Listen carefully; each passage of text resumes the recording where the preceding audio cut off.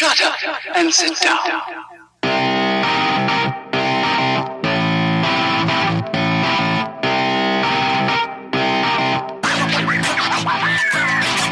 Welcome once again to the Shite podcast show. Mark and Ken.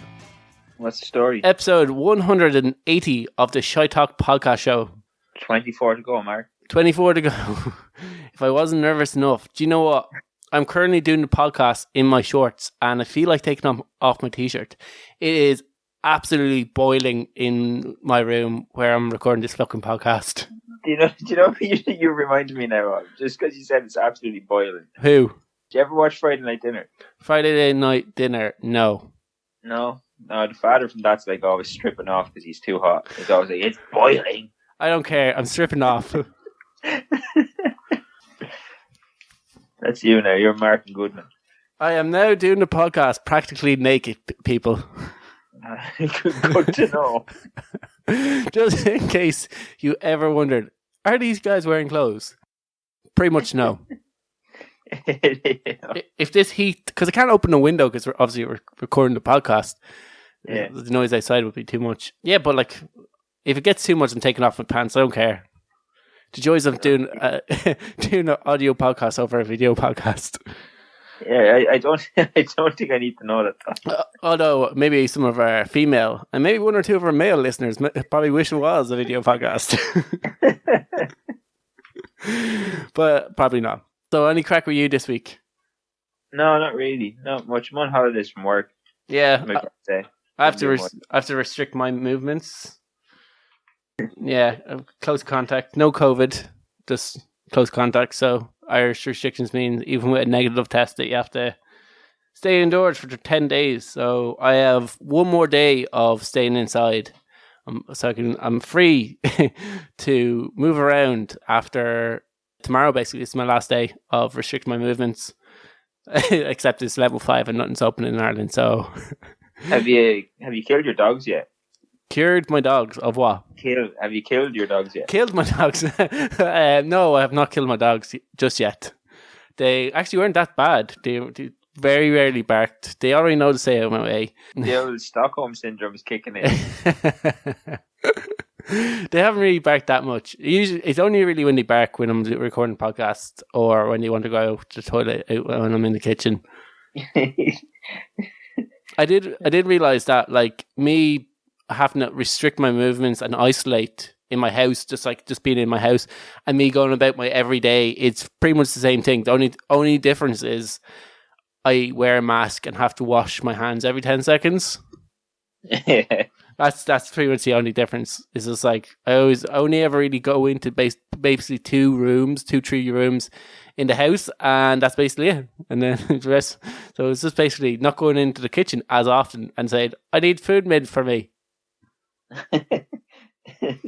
Just shouting down the stairs, food, no. Yeah, there's actually an advantage of having to restrict your movement and possibly having COVID is people have to make food for you. People have to attend to your every need. I was like, oh, this is quite nice. I've got a severe respiratory disease here, but it's good because... Oh no, I possibly have a severe respiratory disease. I'm sure this won't later on affect me in any negative way. But yeah, so that's basically my week, is worrying I had COVID, not realising I don't have COVID, and still getting to stay off work. It was kind of, yes. Yeah, where's the negative? I was pretty much a full-time podcaster, you could say. Did you put any more research into No, stories? No, I didn't put any more research. God, no. Did enough. The only thing I did was I released a video about why women are stabbing their husbands. That basically was it. That was like something I was meaning to do for a while, and I was like, I should really release this by now. So that's the only other extra work that I did on the podcast. Yeah, that's something. It was something, yes. I'm glad you appreciate my efforts.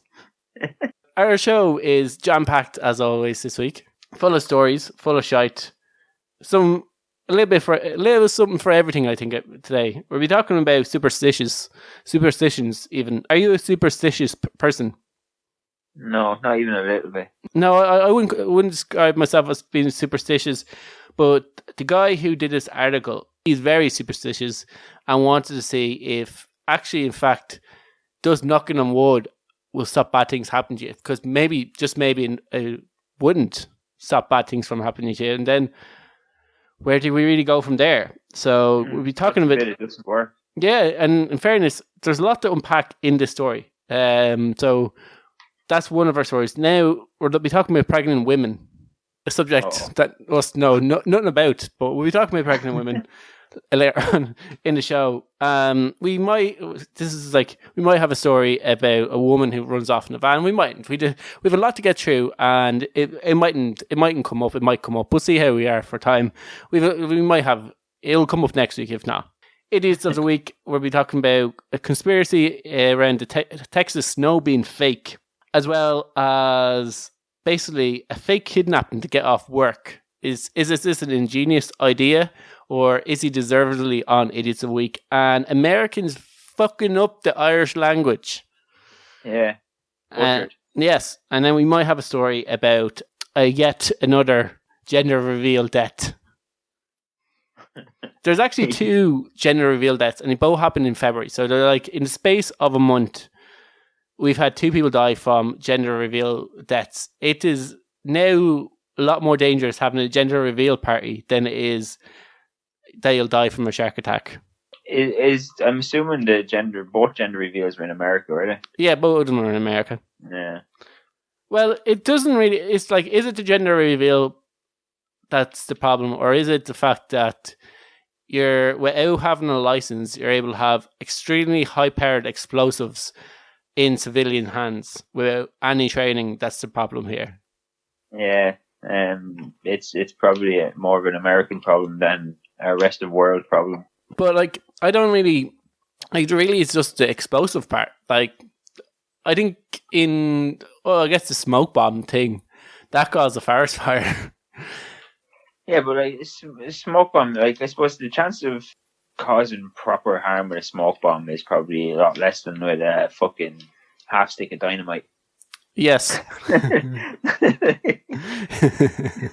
Like I said, a lot to get through. We have an hour to do so we're doing well with the stories I mentioned if we manage to get through all of our stories so far. But that's what we're aiming for. That's what we're going for. And we'll see if we get it done in the hour. I'm going to start off with the Superstition one. And this is probably one of my favorite stories that I've read in quite some time. I was meant to actually share the article, and I probably will after the show, of your man who wrote it. He's called Obab Butler, and that's Obah Butler. And I'm pretty sure it's a stage name. He seems like he's a comedian, but he's a very superstitious human being. And in the entertainment industry, you're generally very superstitious. Yeah, even around sports, there'd be like a lot of people would have lucky socks. A lot of them have traditions. Like a lot of bands will do like group huddle, or people have to line up in the same order going to the stage and shit. Yeah, and like I know we've talked about this before. There's Dan Strauss he wears denim, and he calls them PODs, performance enhancing denim, or PUDs. Yeah. So like he believes that like it's just a mindset to get yourself into. I remember I wore similar things when I was doing my driving test that I would when I was doing driving lessons, and the idea was to trick my mind to get into the frame of mind you need to be in order to do the task at hand. And there's a Darren Brown thing around it as well, where they hypnotize a person to assassinate Stephen Fry, and they went into a lot of this. I'm guessing it didn't work. No, it did work. Still alive. No, well, obviously he didn't actually assassinate Stephen Fry, but your man was like hypnotized, and yeah, he did. He took the gun out and shot Stephen Fry. Obviously, it was blanks, and Stephen Fry was wearing like a blood patch that like went off when the trigger was pulled. It was like someone like pressed a button, and it's like, or he had a button pressed, and it was like looked like real blood. It's on 4OD. It's the Channel 4 UK channel. If you go on the 4OD I'm pretty sure Darren Brown thing. It's to search Darren Brown in 4OD. You'll come up with it, and he did a whole line of stuff like that. But like that's more kind of good luck charms. So this is superstitions. We all know superstitions, like don't let it cross a black cat or smashing a mirror brings 7 years of bad luck.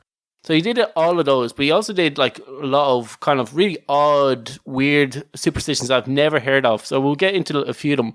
Have you ever done something that was maybe perceived to be unlucky? Like, have you ever walked under a ladder or smashed a mirror? Oh, probably. Definitely, as a kid, I was definitely breaking mirrors. Yeah. I remember one time I was over at my cousin's house, and they had this giant mirror above their fireplace. And for some reason, I was throwing out a ball at a wall and trying to catch it. The ball hit the giant glass mirror and was about to fall. So I thought, I better run over and catch it.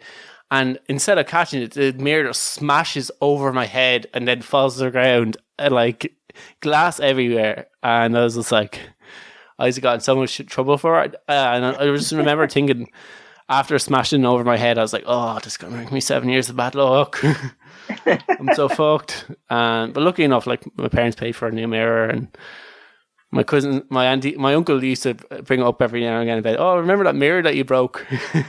Does it still get brought up? Yeah, not so much anymore, but for a few years after it, he got, I really like that mirror. Yeah, it was a beautiful mirror over it. They never actually replaced it. I think my parents just gave them money for like a new one and just fucking said, no, leave it.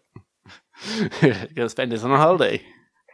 Mark will be in the house again. Yeah, exactly. We can't have nice things if he's going to be here. Yeah, if he's going to be related to us, we can't have nice things. Yeah, so like it never brought me 7 years bad luck, or at least I wasn't paying attention if it did bring me 7 years bad luck. Yeah, you're still suffering bad luck, Mark. Yeah, maybe I am. Maybe that explains all my life's problems. Is that one mirror? So, your man Obak got started in a similar way I got started, I guess, by smashing a mirror. And his experiment was kind of like, it's pretty simple. It's do a lot of like things that are meant to be unlucky, see if anything bad happens to you. And he had a controlled experiment for every now and again to see if his luck has changed. And it kind of got more dangerous as they went on. So he started off with like breaking a mirror. And he explained that like breaking a mirror, the reason why we think it's bad luck, it actually comes from the Romans. And it's around reflective surfaces. The Romans used to think that your soul was in reflective surfaces. And obviously breaking reflective surfaces breaks your soul. And it takes about 7 years to renew this. So your soul will be broken for 7 years. And obviously if your soul is broken, only bad things can happen to you. So that's the whole idea of breaking mirrors, bringing 7 years of bad luck, comes from like the Romans. I've heard this before. You know, like in not even all that long ago, like maybe about 40 or 50 years ago in Ireland, if somebody died in the house, you'd cover all the mirrors with like a towel or a sheet. Was that like the soul wouldn't escape? You often see in horror movies that reflective surfaces would be covered. Spirits would appear in mirrors. They used to do that at like funerals and wakes and stuff, so that the soul didn't get trapped in the mirror. I've never seen that actually in a funeral though. You know, they don't do it anymore, so no, it's nonsense. But you know, like some superstitions do carry over. Yeah, it's weird, but you won't actually see a mirror in a funeral home though either. Oh, really? No. Oh, that's odd. Yeah, mirrors in funeral homes. Yeah, maybe obviously they don't want people freaking out over their soul being trapped in the mirror or whatever. The next one is also something around Italy, and I imagine, you know, the Italians are very Christian. Christians have a lot of superstitions, i.e. the Italians are going to be quite superstitious. So this one's around wedding dresses, and it's one I've never heard of before. So in Italy, if you wear a wedding dress before you're engaged, you'll have 7 years of bad sex. Fair enough. Yes. So there's probably a few women out there, and maybe one or two men, that are like, oh, that explains it. That's what happened. That's the reason. Yeah, so you basically have bad sex if you, I don't know why, but that's a superstition is. So Obat put on a dress for the rest of the experiments, in fairness to him, and wore the wedding dress for the rest of his experiments. And just went around London wearing a wedding dress. So, why not? Yeah, so after wearing a wedding dress and breaking a mirror, you would have think he has all the bad luck omens for him. 7 years bad luck and 7 years bad sex. Yeah, exactly. So trying to put this to the test. So his control test was a half-drunk man called Johnny, who's a darts player. It's quite simple, the idea. Give Johnny 3 darts, put the dartboard above your head. If the darts go into your face, you have bad luck. If the darts go into the dartboard, you don't have bad luck. What happens? So you're putting chance into a half-drunk darts player called Johnny. 2 of the darts went into the board, scored a 61. The third one missed the board and went to your man's feet, but missed his feet and just went in between his legs. So it didn't hit him at all. Guess the bad sex and the mirror holds no water. Lucky enough for him. Yeah, then he decided, all right, trying to test a few boat myths, and some of them you might have heard of, other ones you haven't. The first one, he renamed a boat. So he got on a boat and renamed it. Apparently, renaming a boat will mean that you'll meet a watery grave. And he renamed the boat HMS 666. Obviously, 666 being the devil's number. Someone is in the devil is probably bad luck. Renaming a boat is probably bad luck. Surely the devil's going to sink the boat. He also doubled up his chances of dying at sea by bringing flowers onto a boat. Is that bad luck? Bad luck? Yeah, apparently flowers on a boat is bad omen and basically means that you are going to die. You will die on the boat. Jesus. There was one that I've never heard of. I've kind of heard of the flowers one, and the renaming a boat, I've kind of heard of it before. I also heard that you shouldn't have named the Titanic because, like, obviously what happened to Titanic? Every boat that was named Titanic has sunk or something like that. I'm pretty sure there's probably only one. No, I think there was another 1 or 2 boats that sunk that were called Titanic. Some man called his boat a Titanic. It wasn't the same a replica ship, but it sank. Like, obviously, he was testing fate. Yeah. The other myth around it was never bring a banana on a boat. A banana? Yeah, I don't really understand about this because it doesn't even say don't eat a banana on a boat. It says don't bring a banana on a boat. I'm pretty sure bananas are transported on boats. Yeah. So surely... or do they fly? No, I'm pretty sure they're like put in container boxes and shipped from South America to the States or wherever they're going. Most food is shipped. Very few food is flown in. I think all it comes in containers. It'll take a long time though. Yeah, you'd imagine it. It's like it's all frozen or all like sealed in a gas box that stops it from decaying, and then obviously when it comes out of the box, it's still green. He had a banana as a snack, brought some flowers, called it 666. He doubled up his chances of dying by crossing a black cat. So now, surely he's the most unluckiest man in the world. So his next experiment, I'm actually surprised that he didn't die. And it kind of made me believe that not only are these things probably not unlucky or bring bad luck, maybe that we've got it all wrong, and maybe actually doing any of these things will actually bring you good luck, because his experiment was he put a scarf over his head, and on a main road in London City, he crossed it with the idea being that if he gets hit by a car or a bus or a truck, is obviously all the both things actually work, and it brought bad luck on himself. If he isn't killed, then a lot of them are nonsense. Walked across the road, got to the footpath, tripped over the footpath. He took it as a sign that he didn't die, i.e. he still doesn't have bad luck. So he based it on the fact that he didn't get killed while crossing the road. Blindfolded.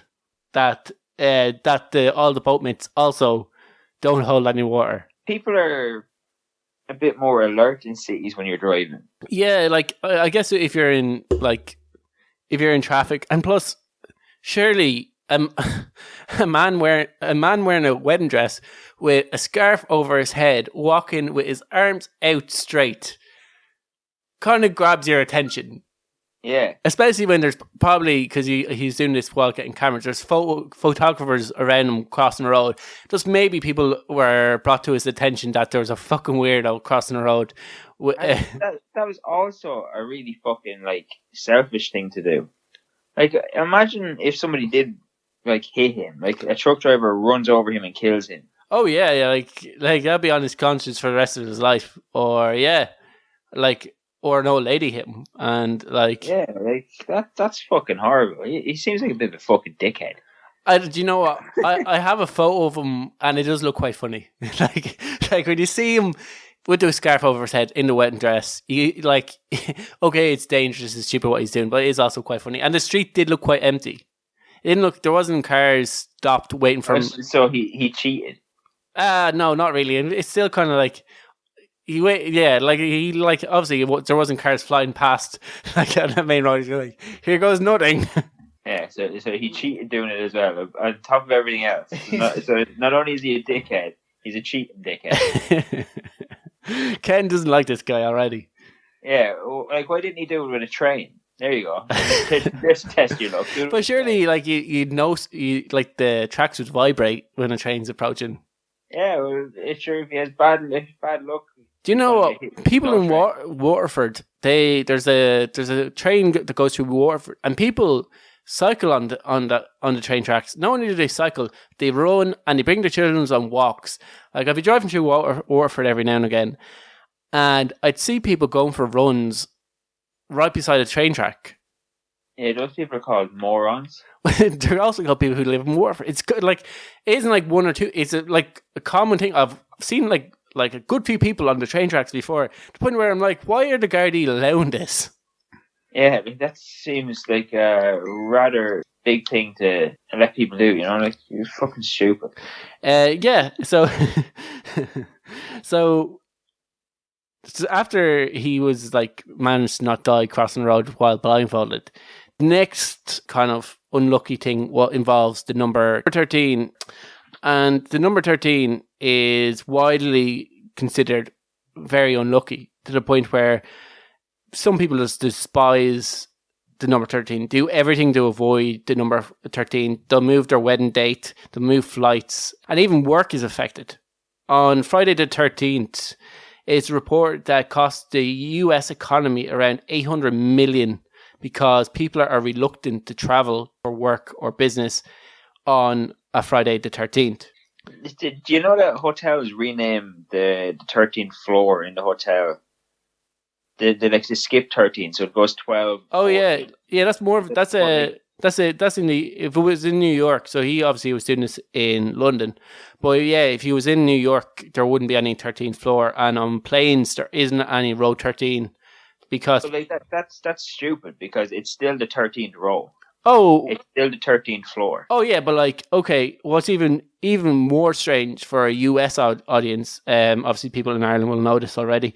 In Ireland, they changed the reg of their car number plates back in 2013, so people wouldn't be driving around with a reg plate with 13 because in Ireland it goes year, your county, and then how many vehicles were sold from the dealership at the time that you bought the car. So let's say you were the first person, it go 09 D for Dublin, and it goes 01 will be a reg plate, and then obviously up through the years. But when it got to 2013, the government decided that not only would car sales be affected, that it possibly could be dangerous if people are driving around on reg plates with the number 13, and they changed the reg to be, instead of 13, to be a 131, and then halfway through the year it would be changed to 132.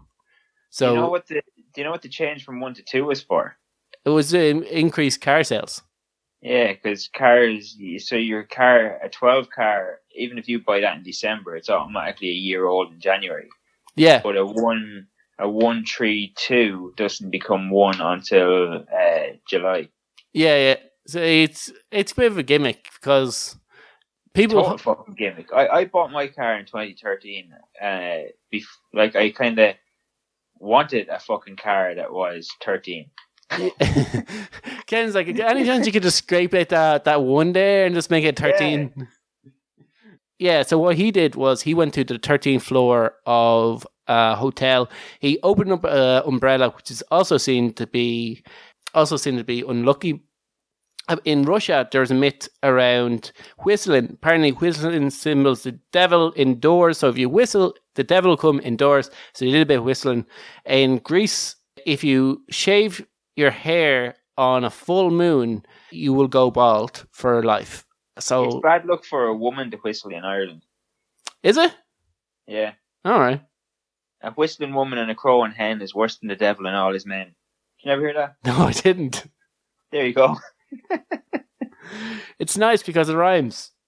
Yeah, that's how you know it's true. Yeah. So, and then in China, if you're gifted a clock, is a bad omen, and it's kind of symbols that time is running out for you, i.e., you're going to die. Surely with the number 13, he's going to die anyway. On the 13th floor, whistling, the devil's definitely out for him, and he's just been gifted a brand new clock. So with his brand new clock sitting on his lap, Johnny, the drunk darts player, was brought back in, and they placed an apple on Obat's head. Johnny may be an alcoholic, but he's also a pretty good shot, apparently. He managed to hit the apple off Obat's head and not into the face. The logic was simple. If Obat got a dart anywhere on himself, obviously all the previous things that he did were bad luck. If your man manages to hit the apple off his head, it's obviously that they're all bogus. And first shot, Johnny managed to hit the dart off Obat's head. So, i.e., that's 3-0. I like the way it's like, if he gets hit by a dart, it's all the stuff that he's done is bad luck. Not that your man is fucking half cut throwing darts on. Yeah, exactly. He ignores that logic. But like you said, it's 3-0. Surely all these things are actually good luck. And we have to reassess what's good and bad luck. He did it with one last thing. He went to a casino and he put a month's rent on red 23. And I think it was like black 00. So he did lose a month's rent. But I don't think you can claim bad luck after the especially the last two previous experiments being a success. Yeah. But yeah, I thought it was a really good story. It kind of does disprove that, all right, he is all right. He calls himself very superstitious. So he was more likely to believe that doing these things actually would bring on bad luck. So I imagine it kind of just proves that it was all kind of bullshit. Yeah, he should have known already that it was all bullshit. Yeah, but like you said, there's a lot of professional athletes who'll do stuff before a competition that they'll do. And I'm sure in the back of their head, if you put a gun to their head and say, "Do you really believe this? That actually makes any fucking difference?" They'll probably say no. They'll probably go, but it's in their psychology that this is part of my preparation for this competition, and that just might help. And I guess if that's your jam, if that you feel like it helps, then it probably does help psychologically. But in terms of, I broke a mirror, I'm gonna spend the next 7 years having bad luck, I think that's a little bit retarded if you believe that. That's only because it didn't happen to you, Mark. Yeah, exactly. That's now 2 occasions and possibly 3 with Ken, meaning that we haven't died. Proof that this is all bullshit. Yeah, it's all nonsense. Superstitions are fucking shite.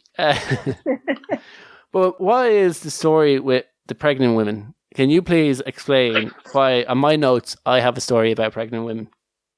I can explain in your notes why you have a pregnant woman story. Yes, go on. So this woman, Rebecca Roberts, that's her name. She is from somewhere in the world, and she had twins. Right, she gave birth to twins, Noah and Rosalie, but they're what are called superfetation twins, and they're the 14th set of superfetation twins that have ever been born ever on like birth records in the whole world. What exactly is a superfetation twin? So they're only the 14th set ever born in the world. About 3 or 4 weeks into her pregnancy, she got pregnant again. The doctors basically said, like, first they thought that there was something wrong with the smaller twin. They were like, when she went for her first scan, they thought, like, there's this kid here that's underdeveloped and stuff, because it's obviously extremely rare. So she went for her first scan at 7 weeks, and one baby was normal size, one baby was tiny, and then they thought that there was only one child in there. They didn't even notice the second one. Then when she went for a 12-week scan, they noticed that there was one baby in there that was the size of a 12-week child, and there was one in there that was the size of a 9-week child. She got pregnant twice. In the space of 3 weeks. So she was having twins, and then she had another baby. So she's now having triplets. No, so she was having one baby. Yeah. Oh, yeah. She was having one, and then they realized, there's another one previous developed. Yeah, but she got pregnant with the second one 3 weeks after the first one. I didn't even think that was possible. Yeah, apparently it's an extremely rare thing. All right. Yeah. So like, I wonder. So you said she was 12 weeks long. Yeah.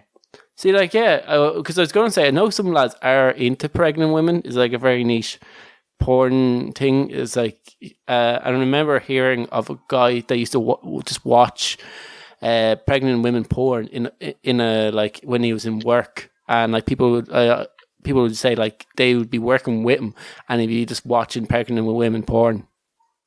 That's fucking weird. Yeah, so like maybe her husband was into like pregnant women porn and was like, oh, look at big. But you wouldn't even like after 12 weeks. They wouldn't known that she was pregnant because she got pregnant with the second one 3 weeks after the first one. Yeah, because that's what it was like. After 12 weeks, you wouldn't really know that the person's pregnant. So like that is mad. Obviously, maybe they were trying to have a kid 12 weeks in, didn't realize she was pregnant. But then like surely you'd be like if you were trying for a kid every few weeks to be doing pregnancy tests. Yeah, like then when the kids were born, they were separated because one of them was like a lot smaller than the other one. So the first one was born; he was 4 pounds 10 ounces, and the other one was only 2 pounds. All right. She got brought to like some specialty care place, and the parents had to divide their time between two hospitals. The mother stayed with one kid, and the father had to go and stay with the other kid in a separate city. Oh, this happened this year, or was it? It happened. They got to go home just before Christmas. Oh yeah, so they would have had a kind of restrictions anyway. One parent in, so yeah, that's mad. They obviously had to. I think it's got like an incubation chamber. They have to keep the kid in order for it to fully develop. Yeah, and like this is where it gets even weirder. Like so because they told obviously their family and stuff that they were pregnant, but because they were told that there was only one child or that there was something wrong with the second one that wouldn't survive. They never told anybody that it was actually twins. They'll explain. Actually, I actually got pregnant twice. Yeah, like, you dirty beggar. I didn't think that was possible. I know, honestly, I didn't really think it was possible either. It's kind of weird that it did actually happen. I thought it was kind of like a, occupido. What? Kind of thing. I thought it was kind of like, once you get pregnant, it's like occupied. Yeah, exactly. Like, yeah, exactly. I thought like, oh no, sorry, this lift is full. Yeah. But apparently we were wrong. And like we said at the start, me and you know nothing about being pregnant or pregnancy. In this segment, for talking about pregnancy, we are two of the worst people you possibly could have talking about this. So we obviously didn't know. I imagine most people would be like, yeah, that's the same. I thought you wouldn't be able to get pregnant. I wonder how many times can you get pregnant now? We need a woman to put this to the test. We need to have strong scientific data. We need a woman to get pregnant multiple times through a pregnancy. Yes, maybe some babies will die. Okay, yeah, let's not do this then. But that's a risk science is willing to take. Not to Shite. Mark is willing. No, not to Shite Talk podcast show or anyone associated with it. We're not putting ourselves out there. We're just saying science. But yeah, it is quite mad. What is mad is our next story about a woman who, after a few weeks of knowing a guy, decides to quit her job and run off and live in a van with him. This is as you do. Her name is Rachel Horn, 26, and she lived in England. She met her now husband, Florin Rokas. I'm going to say Rokas, as Roquais, Rokas, 26, while on it says solo trip to Spain. She was holidaying by herself in Spain, and she met Rokas. The two met about 2 years ago. Florin was a seasonal worker. He had spent the last 6 years hiking around Europe, and Rachel was feeling all the effects of her career as a carer for people who suffer from dementia or end-of-life palliative care. Her job was quite a noble job.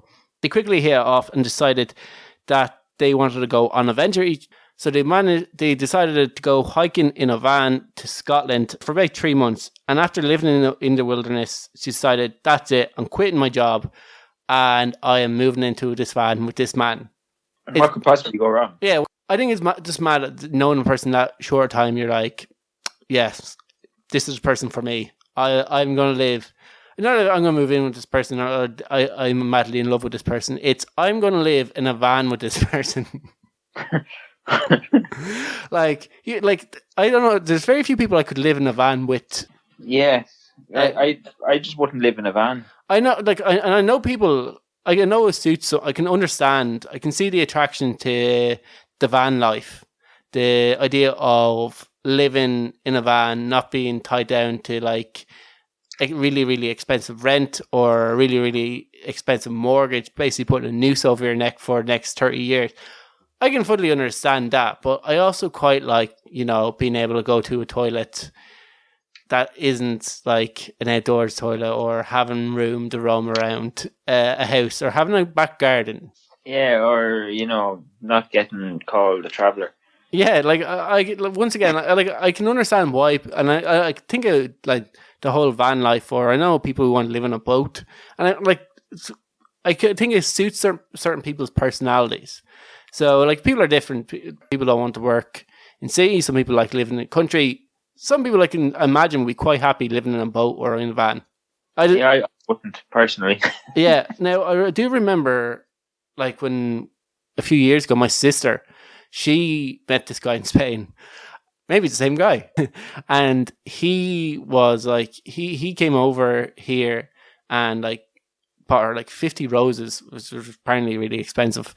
And went out on a night out with her friends, bought them all drinks, was, like, trying to, like, big wallet, big dick kind of attitude with him, kind of like, and wanted to pay for a flight for her and him to go to Mexico. And she really wanted to go on a trip. And we're like, his story started to not check out. We're like, are you sure? Are you sure about this guy? Because it doesn't seem legit. And we were like, we ended up convincing her not to go on the trip because we just didn't trust a guy that she knew a few weeks that she met in Spain to go to like the murder capital of the world. Like, this could be suspicious. Yeah, it's probably a bad idea to go anywhere with that lad. Yeah, no, in fairness, like, there's a few. What he was telling us was a bit weird. Like, his story didn't really check out. He owned a bar. He was a bouncer. He was a DJ. He owned a biscuit factory. He was also a farmer. He owned a biscuit factory and was a farmer. We're like, I don't think he's being quite honest with you. I don't think he's being really truthful with you. He owns a biscuit factory. Yeah. It's just kind of weird. I'm doing this podcast while in my room, but my room where I do is at a window, and I just see my one of my neighbours look out their window, and I was wondering if they look up at me, they're going to see a topless man with headphones staring out at them, and not realise that I'm recording my podcast. I wonder what they're going to think is going on. I don't know, but he's out in his back garden right now, and he's staring up at me. Is he an outlaw? No, he's like, he has a dad. He's a dad, and he has I think his child at the back. I shouldn't really be looking at him. It's making the whole thing. So now there's a naked man upstairs with headphones on, staring at his kid. Oh, this is what lockdowns bring. This is what a lockdown podcast brings. But anyway, unlike my sister's situation, they obviously clearly hit it off because he put his entire life savings into buying a van, kitting it out. Apparently his entire life savings was about €9,000, or they bought a van for €9,000. He put his life savings, which was about €4,000. Obviously living like only very seasonal, working and traveling around Europe is quite expensive. So he only had 4,000. Put it into fixing up the van, getting it ready. They went off now, are traveling around Europe. I don't know what they do for a living. I don't know how they make any money, but apparently they're happy. And she quit her job. Or said her family and friends worried about her safety. She kind of probably had the same concerns that we had with my sister, and we're like, you could be murdered up in the woods in Scotland. You barely know this guy, but like, I don't know. They said they're kind of coming around to the idea that she lives in a van with a guy she met. Well, now 2 years, but like, yeah, in fairness, she's living with him in a van for 2 years. But like, say she did go missing. Like, yeah, her family have no way. Like, what's her address? She lives in a van. She lives in a van. Registration. Yeah. Registration XY67. Yeah. She travels around a bit. Like, if you are okay, maybe working for a few months in a different country, maybe in a bar, doing that, and then getting to see different parts of the world, and just like that being your job is like trying to get work wherever you can in bars or in doing whatever in shops in different countries, and just basically seeing the world that way, like that's going to suit a certain amount of people. Like, personally, where do they get their post sent to? I imagine she gets her post sent to her parents' house. Like, if something happens and they're like, "Oh, what's your address?" Well, once again, you could, if for all documentation, like licenses, like passports, that kind of thing, because you need an address for them to send you out, stuff like that. I imagine they use family addresses or friends' addresses. They would be like, we are XY7624 is our registration post. Get the postman to find us. Yeah, we find you. You won't find us. Yeah, exactly. We'll collect it. Just leave it in a post. I will come to use. Yeah, just leave it somewhere and we'll find it. Yeah. I imagine if it's meant to be, it's meant to be. We're meant to have it. We'll have it. Yes. I'm kind of regretting now having my top off. This started as a good idea, and now it is. Is he still looking at you? He's still in the garden, and I'm getting increasingly paranoid. Pull the blinds. That'll throw him off. Blinds are too far away. We'll go move on to idiots of the week. Anyway, that's our so this is a part of the show where we talk about idiots, two idiots, and it's usually done by idiots, and we call it idiots of the week. I think I've forgotten what our intro line used to be for that by now. Who cares? It used to be something good. It used to be something good. It used to be quite catchy. It's now just falling flat in his face. It could be the fact that I'm being stalked by a guy in the garden. But our first story is about a conspiracy theory that the big snowstorm that happened in Texas was actually fake snow and was done by a government elite, other shadowy characters. I'm pretty sure everyone knows about this story, but I'll go through what the snowstorm, in case people are fucking living under a rock and just listen to the Shite podcast show. Essentially, what happened was 4.3 million homes were affected without electricity, heating, and even safe drinking water. Basically, you're off grid then from the rest of the United States. So they're in all the other states share power, electricity, water. Texas does it by themselves, so that backfired on them. This basically what happened caused Joe Biden to issue a major disaster declaration, which released funding so he could send federal aid to Texas, the Texas state. 58 people died. Like I said, houses were left without power, electricity, or safe drinking water.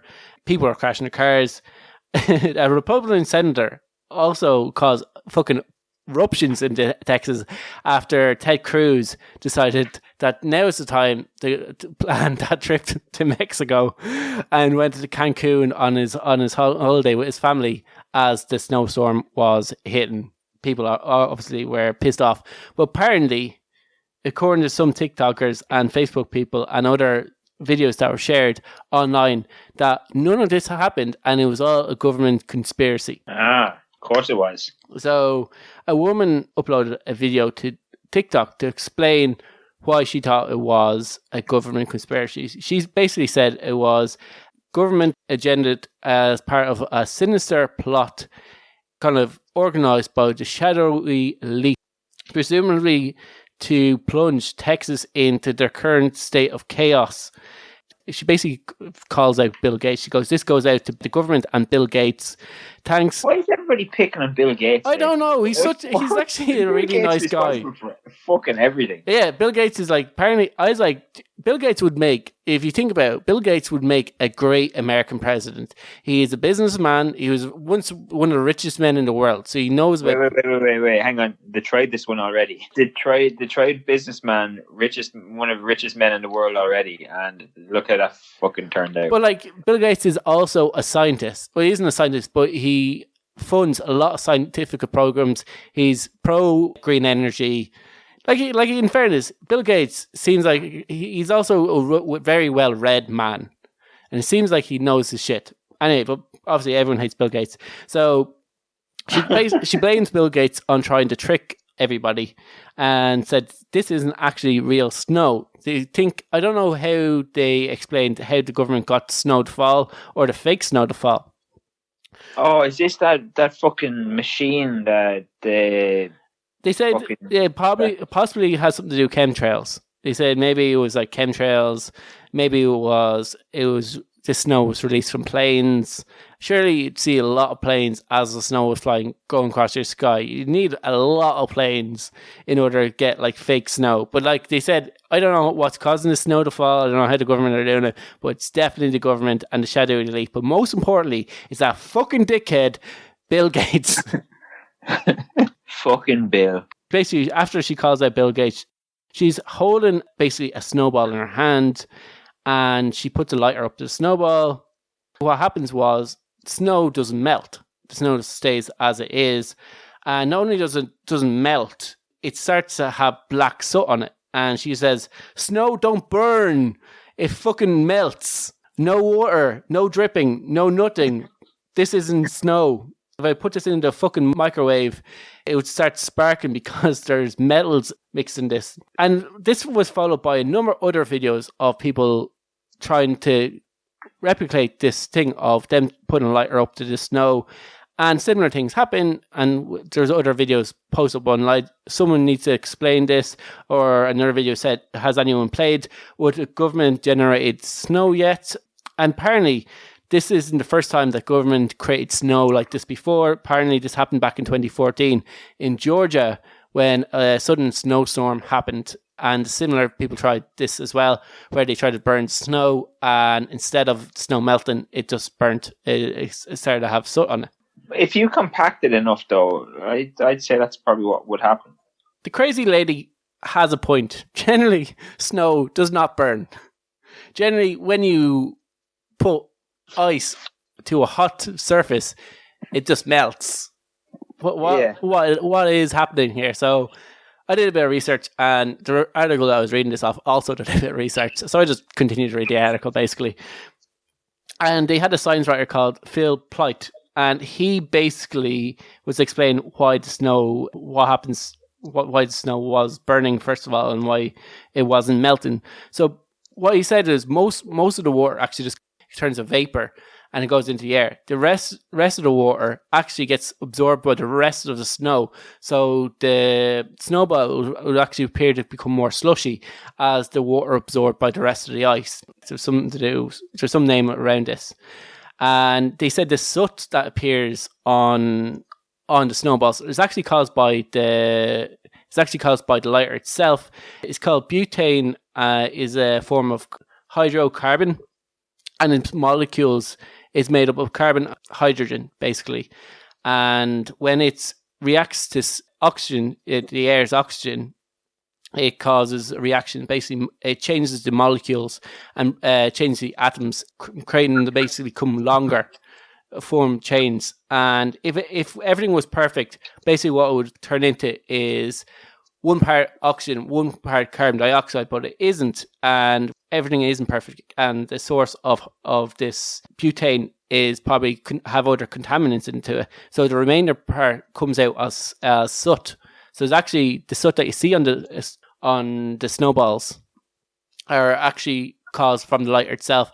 And he proved this by putting the snowball in a pan and just turning the pan on and basically speeding up the camera and just watching the snowball slowly melt and turn to water. But like, if you hold a lighter to anything, it leaves a black scorch mark. Yeah. Now, personally, I think both explanations are plausible. Like, I think both people have fair points. Maybe it's butane and hydrogen and molecules and the elongation of the atoms. That's a possibility. Or maybe Bill Gates is a fucking dickhead and is trying to trick us Texans. But see, people forget that snowballs,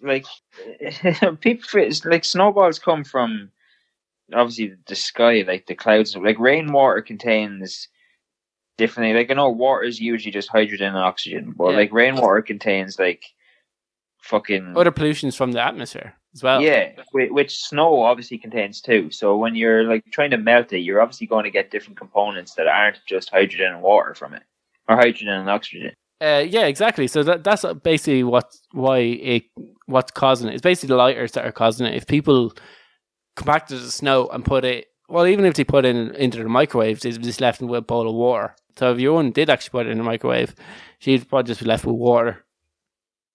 Yeah, but you don't get your results that you want. Then you don't get the scorch marks. You don't get to make a TikTok video. People are insane that they actually believe. Like, I can understand there's some people that will be tricked by get a kick out getting people to believe nonsense, and it's kind of just like an inside joke to see how many people can believe that Bill Gates creates fake snow. I can understand the humor in that.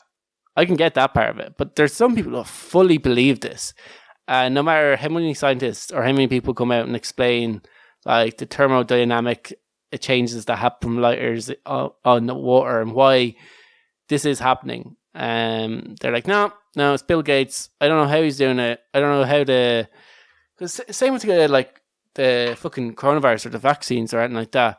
People are like, this is all about government domination and control, holding us down, and there's like. And the shadowy elites, and you're like, explain what the benefit of shutting down the world's economy is. And they're like, it's about killing people. But isn't the coronavirus? Yeah, we're going to make loads of money by stopping the economy, making no money. Yeah. And then giving a vaccine away for free. Yeah, exactly. This is how we're going to kill people. Like, yeah. Like when you look at it, it's just like it doesn't hold any water. We're just about out of time. We probably have time for one more idiot of the week, and the rest of the stories that we didn't get through to today we'll cover in next week's show. So we're going to go on to the Americans making the bollocks of Irish, because I feel like this is a good way to end. And we'll do the fake kidnapping and the dad with the the gender reveal party next week. Right. Solid bet. So Ken, tell us about the dad. No, tell us about the Americans making bollocks of the old Gaelga.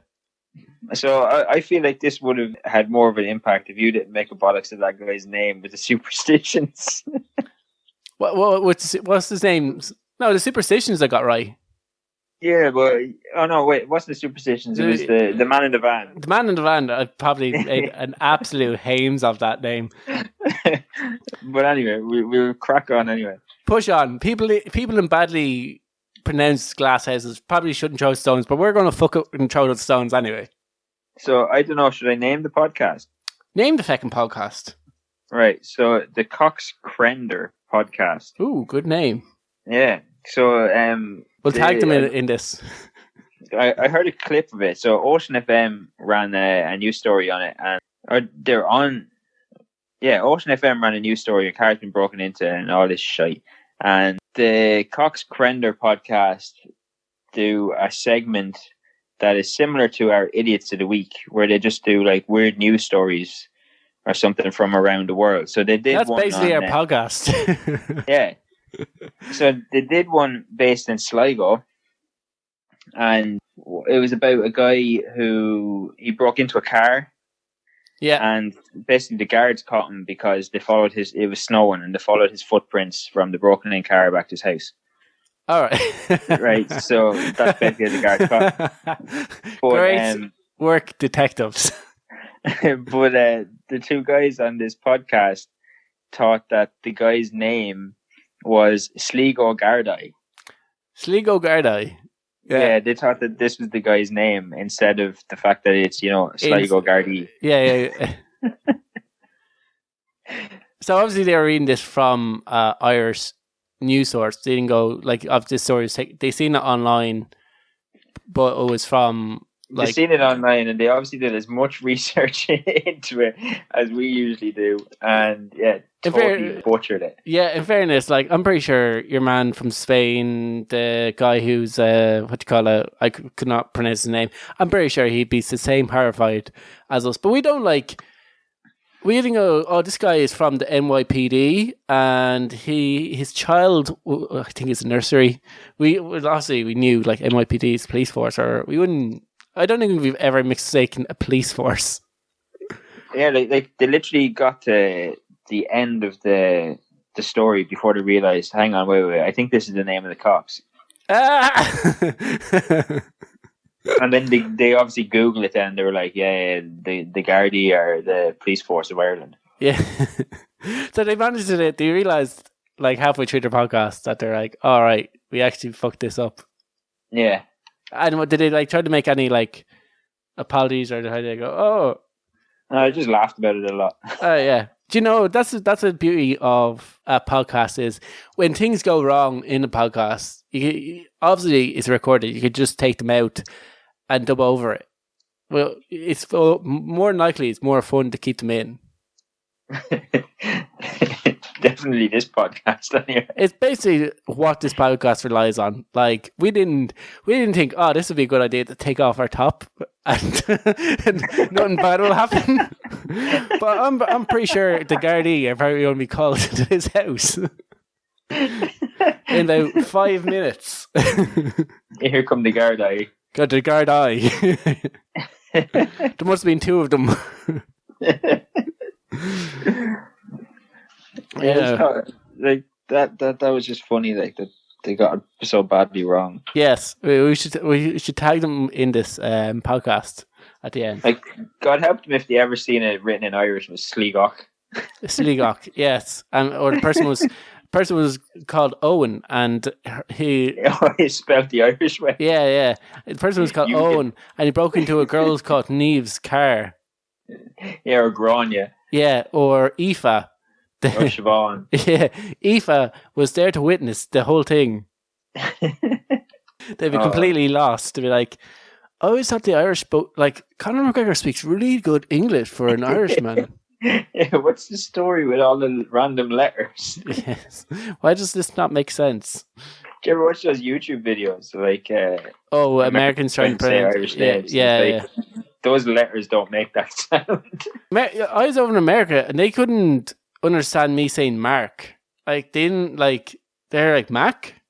Like, if the Americans listen to this podcast, probably think my name is Mac instead of M-A or K.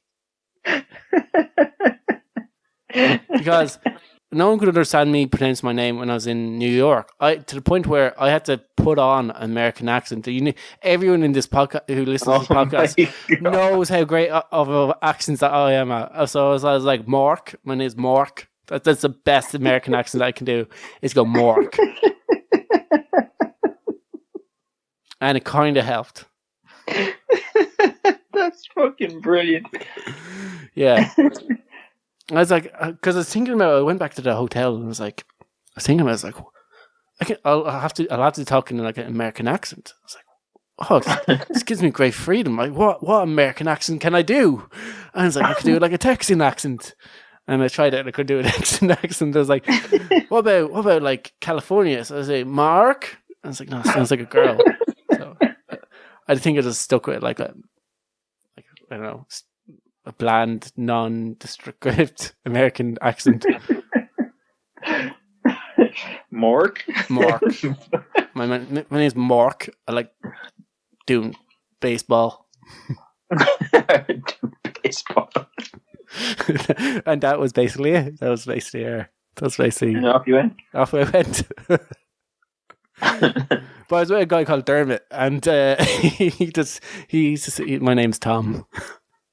Yeah, gotta have that. Like, especially like Irish spelling. Yeah, no. Even when we were ordering food, because they asked you for a name, he just said, "Call me Matt. Call me like something easy." And he goes, then people call him, and he's like, "Is that me or is that somebody else?"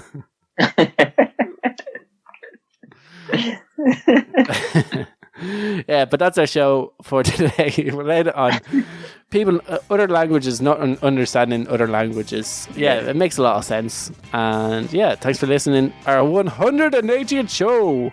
And we'll be back next week with another episode. Yeah, good luck.